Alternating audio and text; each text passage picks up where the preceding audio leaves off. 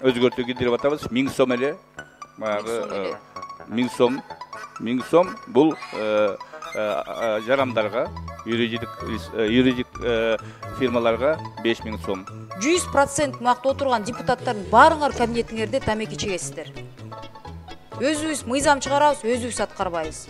Ушул эле киргизип аткан, мен ойлобойм, бир чоң акча аны бул тартипке алып келет келечекте. Эми калпакты коргой турган моменттер келди. Ар бир айылдын тушунда туалеттерди оңдоп алгылачы, урматтуу өкмөт.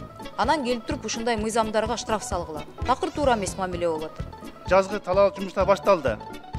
Алардын же биз продукциясын сатканга жардам бербесек, же бензин солярканын баасын түшкөнгө жардам бербесек, буларга ким кам көрөт?